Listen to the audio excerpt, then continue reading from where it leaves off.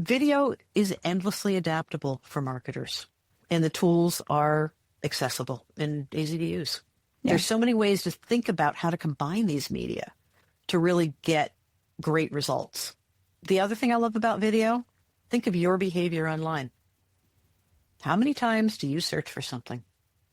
Instructions, how to do something. Yeah. Recipes. Welcome to This Might Get Creative, a Behind the Brand podcast by Lyon Creatives. I'm Svenja Lyon, and in each episode, I sit down with local business owners and entrepreneurs to share their stories, how they got started, what keeps them going, and what makes their business stand out. My goal? To help more amazing businesses be seen, supported, and celebrated. So grab your coffee, because this might just get creative. Welcome back to This Might Get Creative, the Behind the Brand podcast, where we talk about what it really takes to build a business, not just a pretty brand. I'm Svenja Lyon, the founder and creative director of Lyon Creatives, where we help service-based businesses look credible, consistent, and ready for growth through strategy, branding, and web design. Today, I'm joined by someone who works at the intersection of creativity and strategy, Kathy McNeil, creative director, marketer, and educator, and the owner of Creative Pixels Marketing. Kathy has spent her career crafting effective and compelling marketing communications for clients across industries. Before we jump in, I want to say this. Branding looks different for every business, and that's why I love having these conversations. At Lyon Creatives, we take a clarity-first approach, direction before visuals, because your brand has to work in the real world, not just look good on a screen. And I'm excited to explore how Kathy approaches this from her perspective as well. Welcome, Kathy. Welcome, Svenja. Thank you for having me today. Of course, of course. So I want to start with a little bit about you. So you've worked in publishing and marketing and creative direction. So can you walk us a little bit through your journey and how Creative Pixels Marketing came to be? Okay. Well, I was always a kid who was doodling and very curious about how things worked and how they were put together. And me determined to go to art school and make a career out of that, what surprised exactly nobody. And I was very fortunate to, very early in my career, get a position working in publishing at Forbes, and worked with some really wonderful people and really got a great foundation for where part of what I'm doing today as a designer and as a person working with strategy, because I was surrounded by the best pros in the business. Later positions included art direction for a large number of trade magazines as part of Thomson Financial Services, and a couple small book publishers, and transitioning into marketing for those for a couple of those publishers. And at that place, when I started to work in publishing in the marketing, I was working with marketing people, and I got a great look at their perspective and their point of view and what they really need from branding and designers. Also, where there was an intersection between the two disciplines, the two categories, but also where there could be gaps. And that really inspired me to take that information, the ability to see both sides of that conversation, when I decided to open my own boutique marketing firm. That's awesome. And when did you open Creative Pixels Marketing? I will be celebrating nine years this year. Oh, wow. Oh, nice.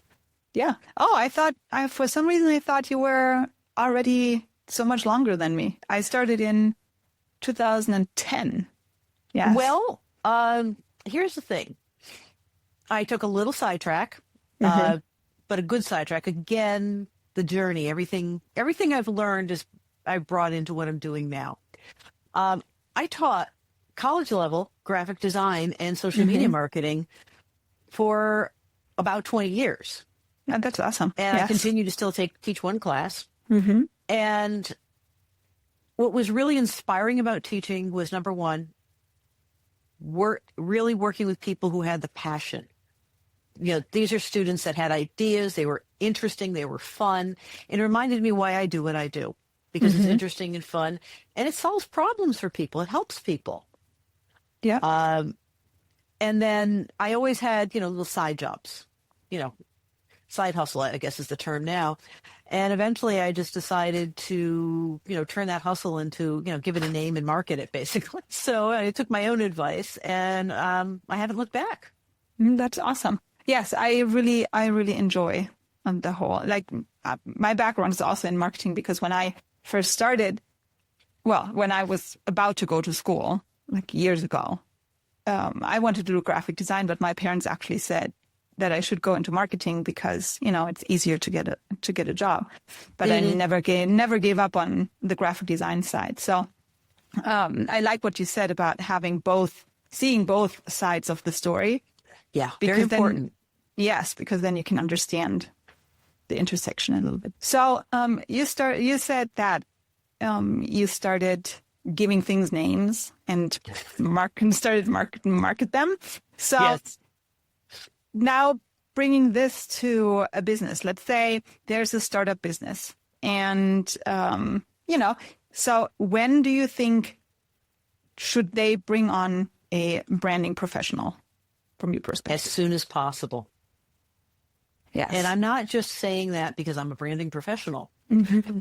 It's really what people don't understand about branding professionals and design professionals and marketing professionals, whatever that category, is that they can really help you at a company in the beginning, really to start form who they are. That's what they do. And rather than just simply, being presented with something and then being asked to put a picture to it. Marketing has been compared to an iceberg with the logo and the branding being the very tip of it and all the other stuff underneath it. Mm-hmm. And branding is so much more than just an image. Graphic designers, branding experts, marketing people have that background. They have the ability to help you clarify and focus your ideas and figure out what's unique and what you do really well. And the sooner that you get those people in and on your team, I feel that it moves more smoothly for the client. Yes, I absolutely agree. Good marketing, good design, good branding is a dialogue. Yes. And also, I feel that when a new business, sometimes, and maybe you remember that from your own business, maybe you had this as well, where you try to put on paper, like, who are you, right? Who do you want to be? Who's your target audience? And you have to think about all these elements. It can get overwhelming at one point because you don't really know how to really bring that to the table or, onto the paper. And then AI, how now AI plays a role in this whole, branding topic, because I see so many logos, not just logos, but in general, everything has to be quick. Everything has to be, everybody thinks that they can just take anything that they find on ChatGPT or wherever online platforms and just put a logo on. And then that's my branding. So what's your take on this? AI is a tool. I've been doing this long enough. This is my third iteration on tools, on how I do my job. And what AI has done is they've made the tools very accessible, which is not a bad thing. No. But tools are only as good and as smart as the person that are using them. I see people that go into, various ChatGPT or other relatively simple access tools to work on their branding and develop messaging, create imagery, whatever. It's only going to do AI. Any AI tool is only, or any tool for that matter, is only going to do what you tell it to. If you don't have a clear idea, you will never get it from that tool. Yeah. Agreed. It's really that simple. Sometimes saving money isn't the smart thing to do. Because, yeah, you might be saving some money, but do you really understand how to develop a brand? It's a lot more than picking a typeface and putting something into, an AI image generator and coming up with a mascot, shall we say. Any good branding starts with research, which goes back to our previous question. Bring the marketing people and the branding people in early in the equation. They've got that tools. They've got that information. Yes. You'll be happier. It will go more smoothly. You don't run the risk of creating a logo that doesn't look like somebody else, because AI can only draw on the information that's currently available. Exactly. It cannot create something new. Yes. The other thing with AI, we are in a evolving environment for how AI works and what's going to happen in legal aspects. I talk about this a lot. If something that you create in AI cannot be trademarked or copyrighted or have any intellectual protection at all. Yep. That has already been determined in a court of law. Yep. It's set law. The other thing is, if you develop something in AI that infringes on somebody else's protected information or is plagiarized in some way, and you don't know because you don't know enough about the business, the thing to not done research to know that, they're going to sue you, not AI. Mm-hmm. You have exposure, which goes back to, you need somebody who actually understands what has to happen and what the implications are pushing those prompts in AI. Yes. And that is not only for ChatGPT and Gemini and whichever is out there. It's also for Canva. Canva, everything that I hear a lot of people saying, "Hey, I created this logo in Canva," but it's actually it's not your logo. It is available for anyone, and And not only that, if you have the free Canva account, which is easy to get, all you have is what Canva chooses to work with, is what Canva chooses to give you to work with. Yeah. I mean, you can buy a paid account, but you're still back at, you can only use what they offer you. And I think the paid account is what, $6.99 a month, $7.99 a month right now. I haven't looked in a while. At $7.99, they got to sell a lot of Canva accounts to a lot of people. So there are, tens of thousands of people who have access to the same resources you do.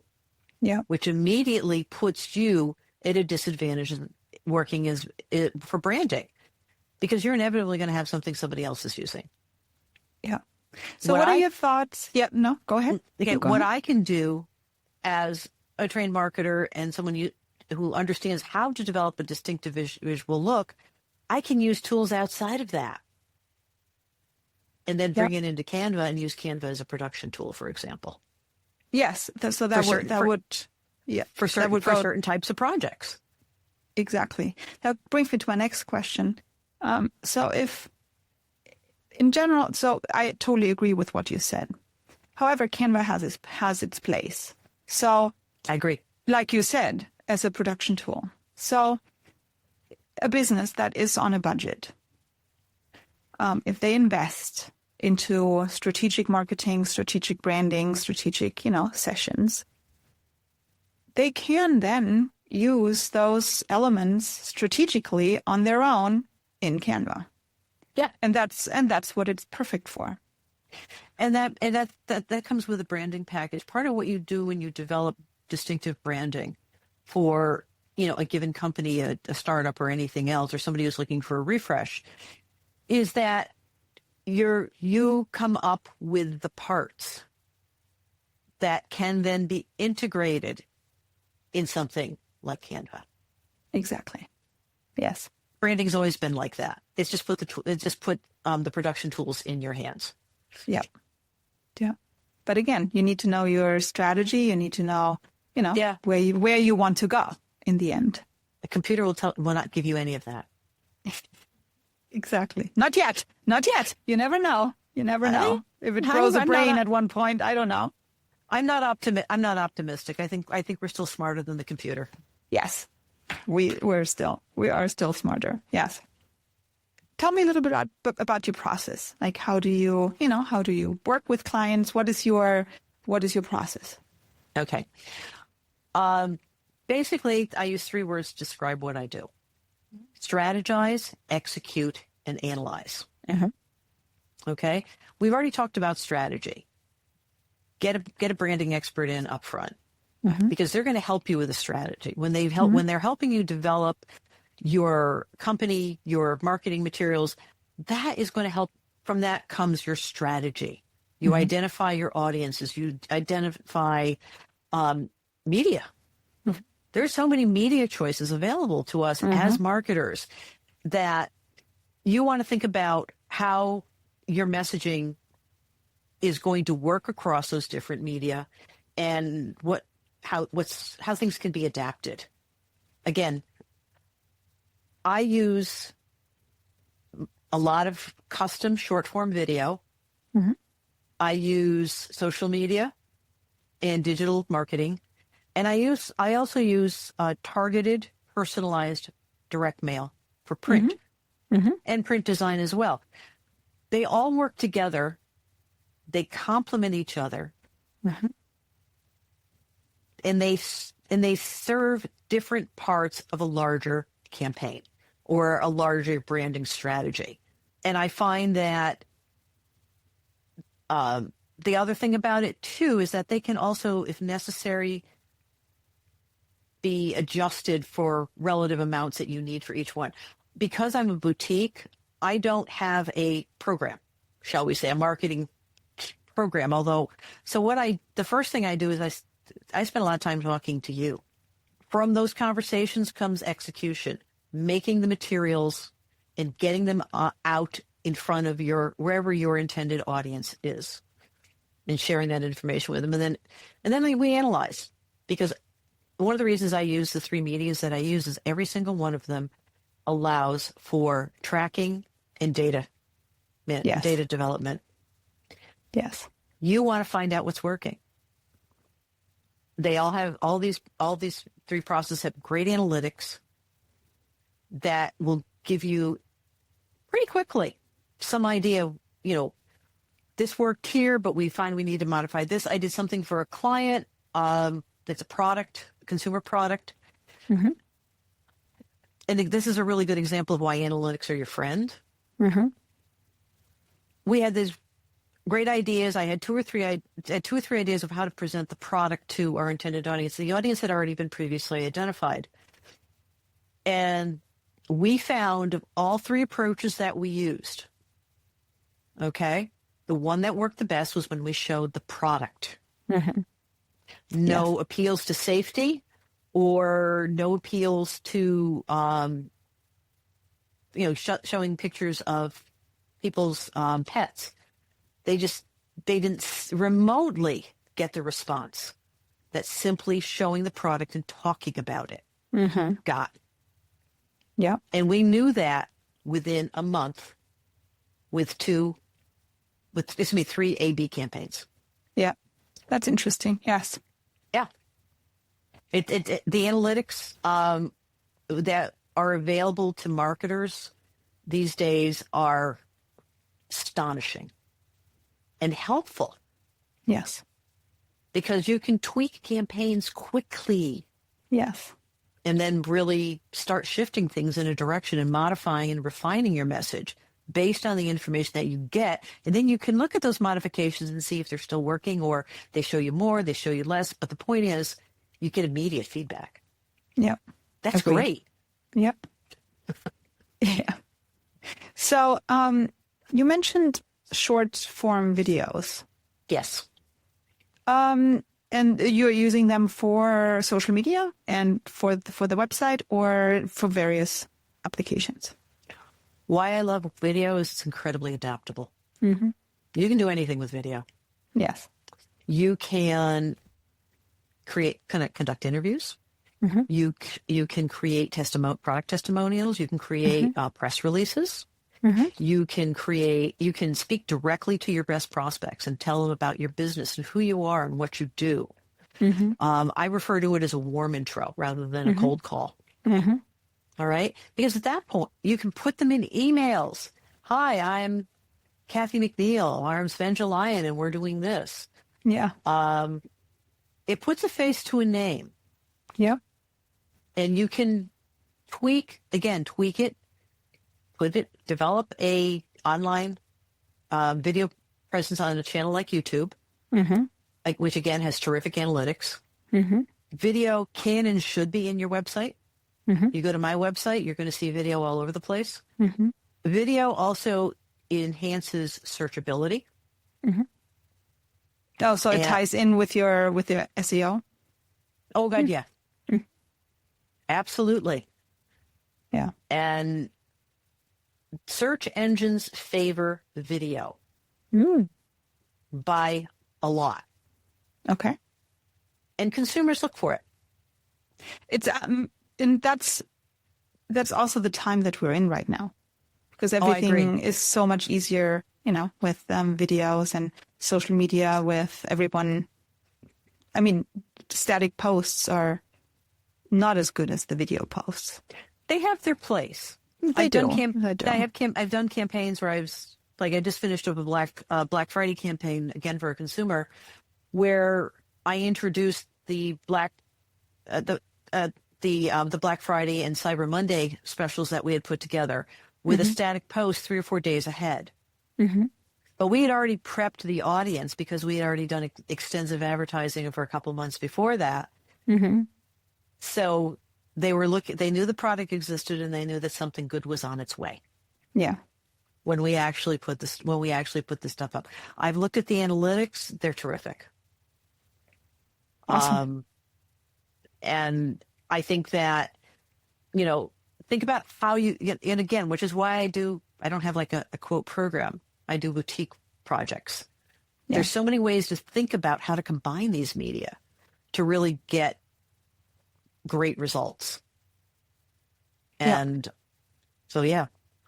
The other thing I love about video, think of your behavior online. How many times do you search for something? Instructions, how to do something. Yeah. Recipes. I have a food vlog, which is my, passion project / whatever. Yeah. Video is endlessly adaptable for marketers. And the tools are accessible and easy to use. Yeah. No, I agree with you. But sometimes, it's, and I had a conversation with someone else about this, that it's sometimes it's very hard. As soon as the camera turns on, it's like, you freeze. And so do you have any tips when you shoot the video, how to loosen the whole situation up? When I'm on set, because I'm always on set, I am there to make sure everything happens. Okay. I run a nice, relaxed set, but a very structured one. And my advice to people who I'm going to videotape, first and foremost, since I work with scripts, be familiar with the script. Yes. I mean, I'll have a teleprompter for you. Yes, but no, you need to know the script. Practice. Get in front of a mirror and talk. Watch your body language. If you think of it as a conversation, then it immediately becomes a lot less challenging. Yep. It's friendlier. Yep.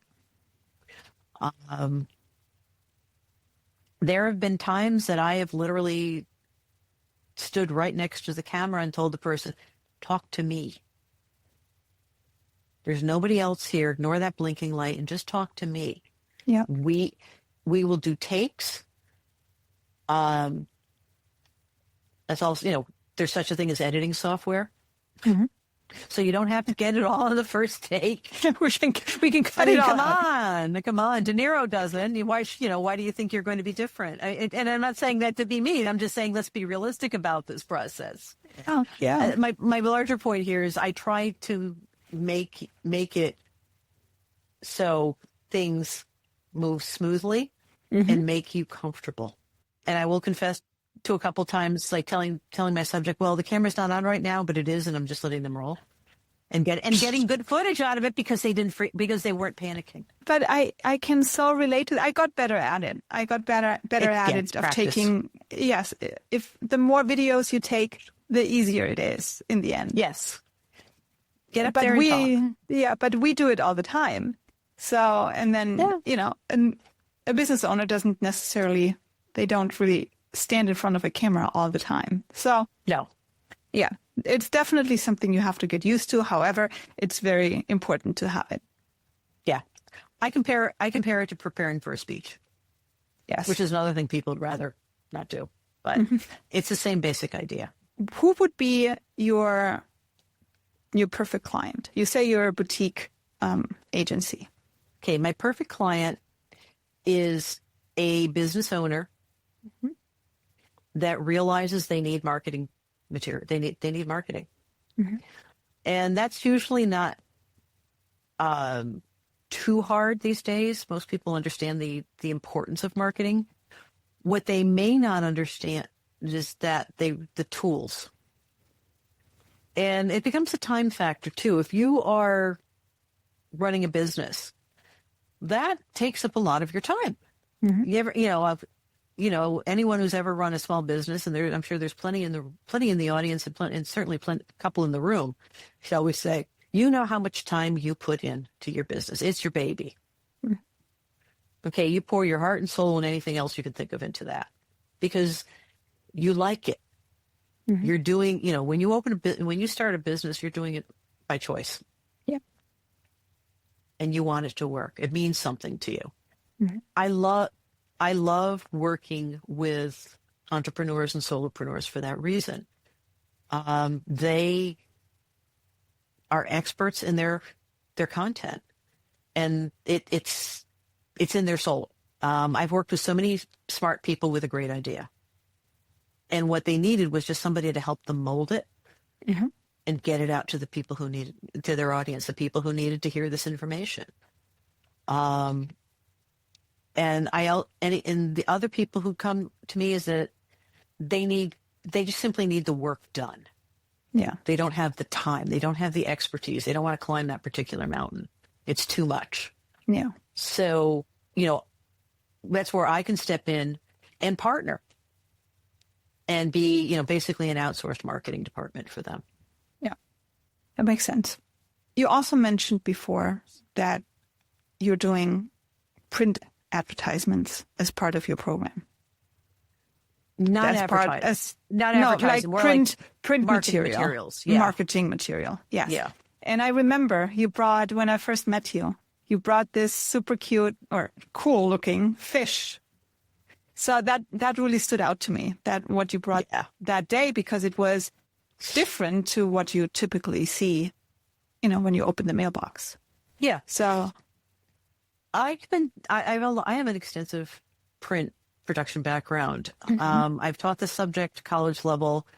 I did it in several jobs that I've had.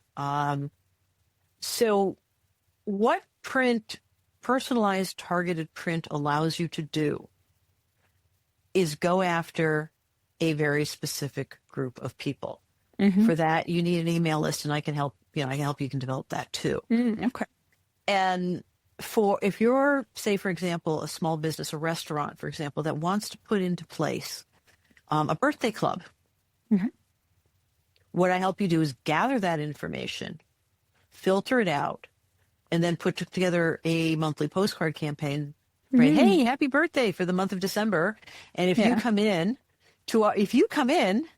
the month of December, you'll get whatever that offer happens to be, a free appetizer, 20% off your meal, whatever. And because you know exactly who's getting that postcard, You know who's receiving your message, and most importantly, because by bringing in the postcard, you know who's responding to it and coming back. It's a great way to build a business. For a lot of small restaurants working with things like Grubhub or other online marketing systems, they're kind of generic. They're expensive. And they don't share their data with you. Yeah. You know, data. You need your data. Data is king, and that's what those postcards allow you to do, is gauge that. But they're also adaptable for any situation where you have a clearly identified audience, where, for example, social media isn't appropriate. Because social media, as much as I like it and it's valuable, it really does a great role. You're blowing that out, that messaging out to 15 or 20,000 people. And if you're not doing anything to track that information and come in and get them to respond to you, it doesn't matter. Yeah. You know, beyond awareness. Awareness is valuable. You want everyone to know that, you've just opened up your business, and, we'd love to see you're selling, I don't know, scented candles, and stop by. Okay. It's important. You want people to know that you're there. Yeah. Or that you're a coach and you specialize, a life coach, and you specialize in, whatever category you specialize in. Those all matter. But we get so many social media messages every day. Yep. That, how many times you said, I remember seeing something about that, and it was a really great idea, and now I can't find it. That's the downside of social media. Yep. I think, and that goes with what you said at the beginning. Everything kind of works together. So it's it's the social media part that you have to have. You cannot be without social media.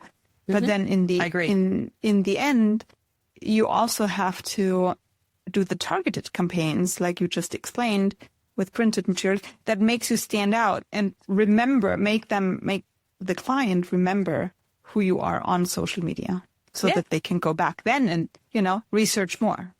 So not every medium is appropriate for your messaging. I have literally talked clients out of social media because for what they were trying to do, it wouldn't work. Again, talking about why I use the media that I do and how they complement each other, but you can also, add and subtract as appropriate. Yeah. No, agreed. No, I really liked that fish campaign. It's still in my mind. So you work with the printer, and you just describe what that was supposed to be a fish, and they just printed and cut it, or was that something that was? No, that comes out of my background in print design. Yeah. Okay. And also a pretty intimate knowledge of print production. Yeah. What Svenja's talking about is a series of die-cut postcards that, by the way, make a great drip campaign. Yes. And they're copy-driven. Because that's another thing I do. I write copy. And you modify your messaging based on the postcard. And I figured out a way to get the postcards can be mailed directly to an individual. They can be personalized. They come in clear plastic envelopes. So there is no way that thing is going to get lost in that pile of mail. Yeah. If they're going to see it, they're going to smile, like you're smiling now, Svenja, and they're going to remember it. Yeah. Yeah. No, I really like that one. That was really they're cool. fun. I've got a bunch more now. So yeah, and because I've got this background in print and understand how to manage certain aspects of it, this was really just an extension. And what it's done is it's allowed me to create small targeted campaigns using die cuts, which are can be cost prohibitive for smaller businesses and smaller targeted campaigns. I figured out a way to reverse engineer it so that I can run it in media program as low as 50 account of 50. Oh, nice. Okay. Yeah. So for somebody who's wants to really super focus or really doesn't need 10,000 leads, shall we say? Yeah. These postcards have also been used as appointment setters. Again, it's a warm intro. Hi, this is Kathy from Creative Pixels Marketing. Did you get that postcard I sent you last week? Yeah. Of the cheese. Yeah. Now that's it's the cheese. that's my new one. No, still fish. Still fish. Still fish. Yeah. Still fish. I have several different profiles. Yeah. And again, because they're copy driven, you can adapt them. Yeah. That's awesome. Yeah. Okay. Now it's fish. It's cheese. That's awesome. Fish, cheese, Love it. postcards with holes in them, Yeah. No, that's postcards with bites in them. I've got a dental lab that's using them as cool. as leave behinds for discounting their services. Yeah. You know, take a bite out of your lab fees. Yeah. Oh, that's nice. That's cool. It makes them laugh. Yeah. Now we talked about the different strategies. We talked about the, how you create a unique branding for a client, right? So let's look a little bit more into the analytics. So how do you then measure what's working and what's not working? We touched it a little bit, but like for example, if you have two campaigns, like a campaign that has an ad on a shopping cart, for example, and then versus someone showing the product in the store, how do you measure which one is more successful? I think it would be hard to do because they're very different in different platforms. Yeah. But I think in this case, my first thing would be if you're in a store and you're handing out samples, unless you are using some sort of process to gather information, like for example, a typical scenario in a grocery store where they give out samples is you get to try a bite of whatever, and it's usually the person giving the samples out is usually a representative of the company. Okay, and you try a bite, you like it, and then they give you a coupon, and the coupon should have something on it that's trackable, a code, a QR code, like, or something like go here for more information or to get more. Learn more, get coupons, whatever it is you want them to do. Yeah. That's trackable. Okay. And then you create QR codes that can be, as targeted as you want them to be. All right. Something on a shopping cart. I'm thinking about my behavior when I'm in the grocery store, which involves me getting out of there as fast as possible and checking the sales circular. No, all kidding aside, I would probably, if I were to look at the ads on the shopping carts, which has become a place where people, where companies buy space to get more eyeballs, I would compare that almost like to social media, but without the trackability, because it's going to get in front of everybody. Yes. And let's say it's a large brand like, say, Purina. You don't know if they're looking at it. Number one, you don't know if they're looking at it at all. They may not have any pets. They have no reason to even think about Purina products, for example. But if they are, do they have a dog? Do they have a cat? Or what other species, what other species Purina happens to make products for? And then are they going to actually do something about it? I think that's brand awareness. And I think that's harder to tie to analytics, which is why with social media, if you set it up as an ad, for example, you're going to get that information. Yeah. And even on a post, you're going to be able to get some of that information. And the two examples you gave to me seem the ad on the grocery cart seems harder to actually to quantify. Mm-hmm. What's your thoughts on that? Yes. So that's why I asked the question. Because I always look at those ads. Okay. And they don't really, even if I think about it, they don't have an action item attached. I just, it's just a picture, and you might read it while you wait to be checked out. Yeah, I agree. Yes. So they're also below eye line too. Yeah, you have to. Yeah, you have to look down. Yeah. Yes. So so you said that QR codes, but of course you have to have the version that is trackable, because not every QR code is trackable.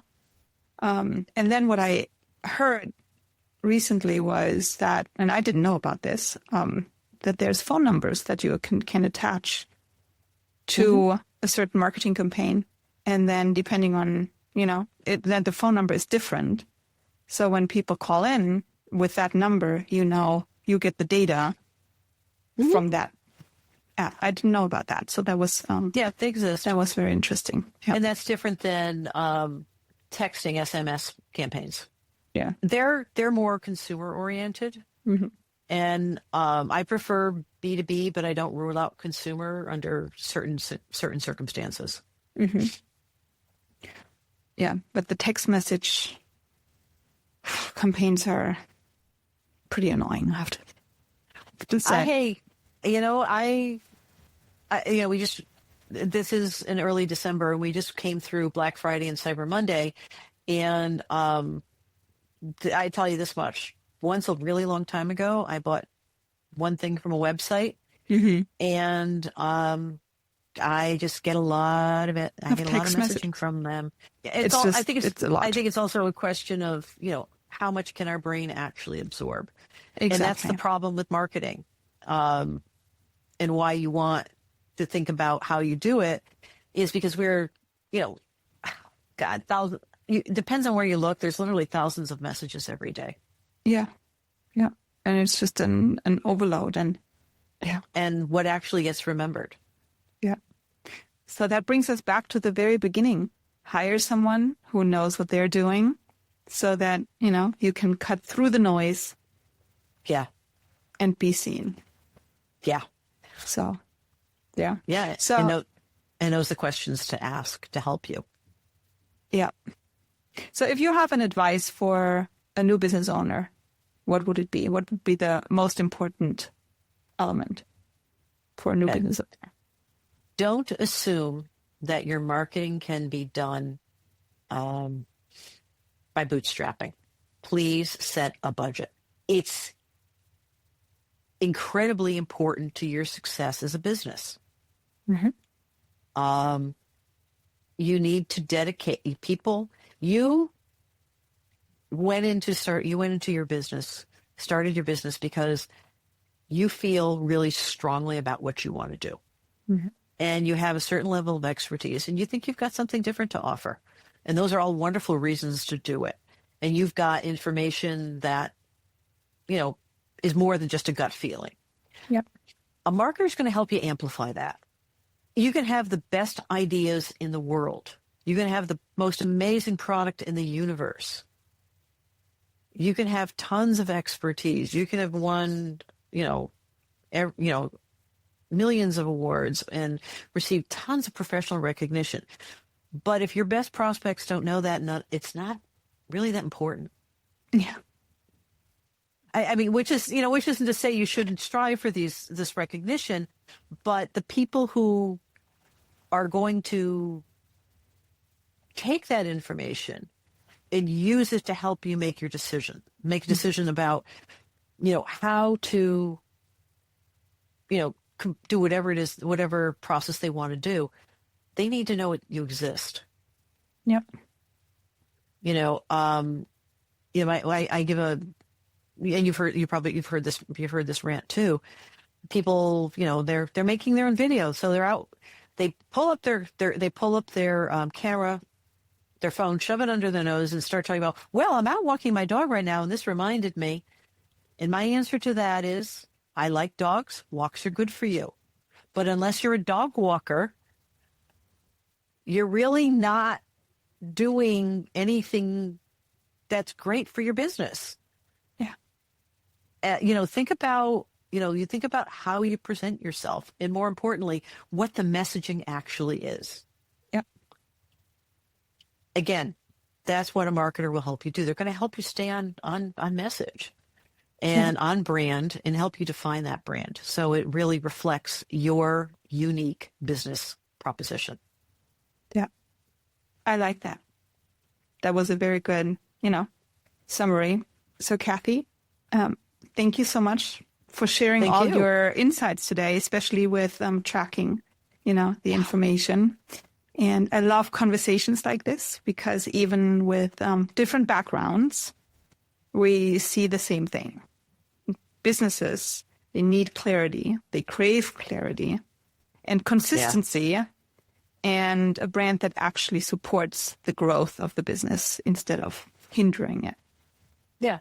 So for everyone listening, if you're ready for strategic branding or a website that finally matches the business you've built, you can connect with the both of us. You can connect with me at lioncreatives.com or follow along on Instagram and LinkedIn. And you can also connect with Kathy at creativepixelsmarketing.com. And on social media, she's on Instagram, Creative Pixels, and LinkedIn, Kathleen McNeil. So thank you so much for tuning in, and I'll see you in the next episode of This Might Get Creative. Yeah. Svenja, thank you for inviting me today for our chat. I really enjoyed it. Oh, awesome. Thank you so much. Thanks for listening to This Might Get Creative, a Behind the Brand podcast by Lion Creatives. If you enjoyed this episode, follow the show and share it with someone who loves discovering local businesses and creative entrepreneurs. You can learn more about my work at lioncreatives.com or find me on Instagram, lion.creatives, and LinkedIn at Lion Creatives. Until next time, keep showing up, keep creating, and keep getting seen.